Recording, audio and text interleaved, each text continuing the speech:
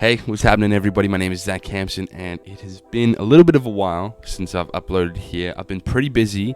I'm actually going to make a separate video on what I've been up to and my thoughts and things that have been happening for me, so that'll be in a separate video from this one. I don't want to talk about that right now, but the next upload after this will be about that. So if you've been wondering about that, hit subscribe and you'll find that video in about a couple of days.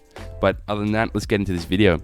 So this video, I just wanted to talk about this process that I undertook for this painting here. It's another one of those geisha paintings that I've been sort of playing around with lately. Have been painting lately and been focusing on a little bit, is because I've kind of really enjoyed the aesthetics to it, right? I've really enjoyed the aesthetics and the construction and the dresses, right?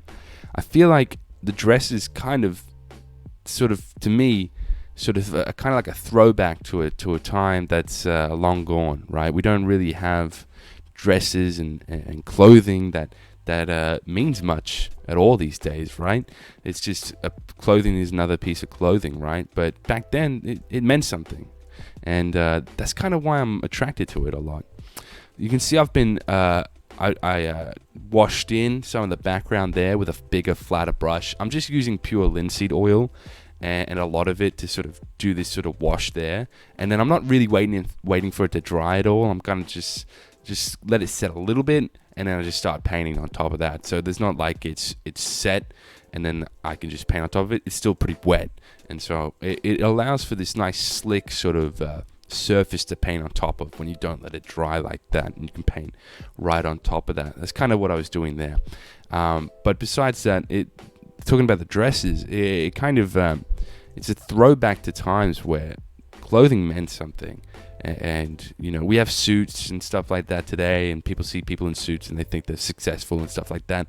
And it's strange. We come from this era that in the past, aesthetics and things were designed to be beautiful, designed to mean something. Now it's kind of just boom, printed out the shop door. There's like a billion pairs of the same thing, whereas back then it was custom. This meant something. Somebody made this for somebody.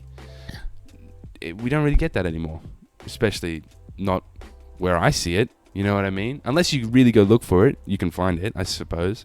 But other than that, we don't really have that. And so that's kind of been my attraction to these pieces. This is as an artist, I'm genuinely making one of one, right? I'm not making something and then I'm reproducing that 100 times over.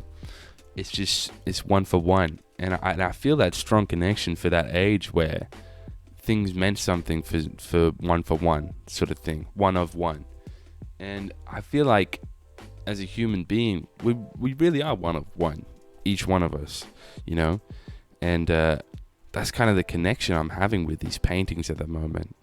You can see I've been working up the details. I'm kind of going with the same idea, same formula of those rendered sort of circles, detailed circles, meaning that my center of interest is circle number 1.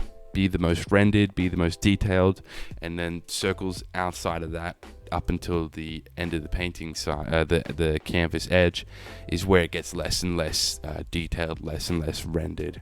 My camera actually had to stop recording for a little bit there. That's why you see the face is blocked in, so's the hair, and the background's blocked out a little bit more.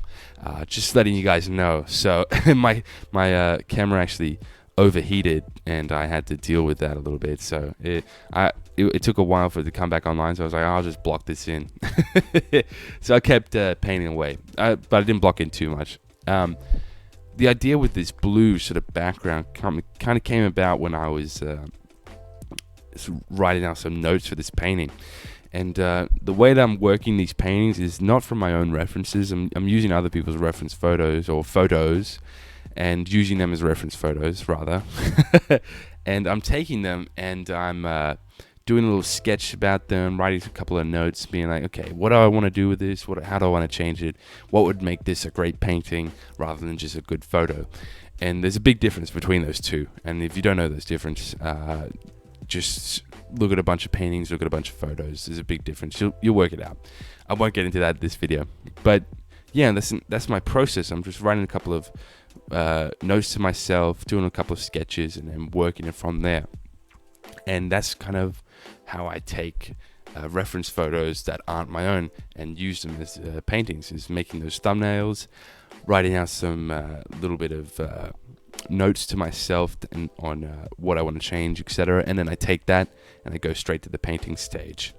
And that's kind of my process when I'm using not my reference photo. Obviously, when you can, take your own, because you can change the lighting, you can change the model, you can change what they're wearing, you can change the pose, XXX, you can change everything. But yeah, that's kind of pretty much all there was to this painting. There wasn't a whole lot of time put into it. It was like multiple days, but each session might have been only about like 2 hours, maybe 3 or 4 hours each day. And you know, in the grand scheme of things, it's not a lot of time, right? Especially nowadays, where people put so much emphasis, so much energy, so much time, consumption on the obsession with hours.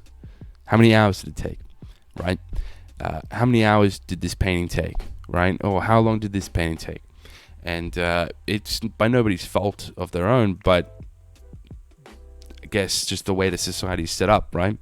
You know, it's how many hours did I put into work? How many hours am I getting paid for my job, etc., etc. Things like that. People are paid on hours, right? Just throughout the world, pretty much, right?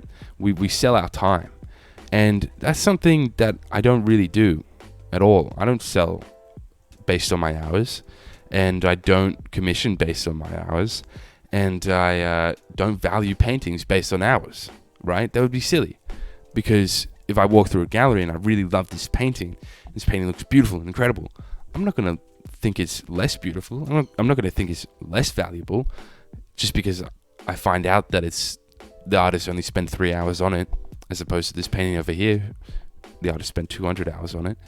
You know, that doesn't make sense, right? And it shouldn't make sense, because it doesn't, right? And we really, as younger artists, you guys got to realize that a painting isn't valuable just because you poured more hours into it, right? Nor does a painting get better just because you pour more hours into it.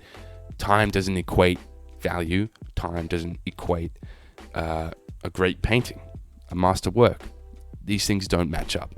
Although, the one time that time does work into it is that it does take time to make a painting, right? And thus, putting in the time to make a painting, putting in the time that it takes to make a masterful painting, makes a masterful painting, right? That's the only time that I would say time matters. Lots of time words here. Anyways, my point being is that if we put so much emphasis on the time, we take away from the real value. And the real value is this. And this is what I want to leave you guys with. This is my whole thoughts behind the geishas and the dresses and the clothing that means something. One of one. People, individuals with clothing that means something. Paintings that mean something. It's one of one. And that is this. The artist is valuable. The painting is valuable. Because it's one of one. Because the artist is one of one. Right? And not simply because it's one of one. Right? But because the artist poured himself into it. This is a creation of his mind, of his hands, of his study, of his life, right? These paintings are valuable. I'm valuable as an artist because I love what I do. Because, not only do I believe that these things are valuable, but other people come in and they tell me it's valuable, right? So not only your own approval, which is the most important approval, but external approval as well. That matters. That does matter.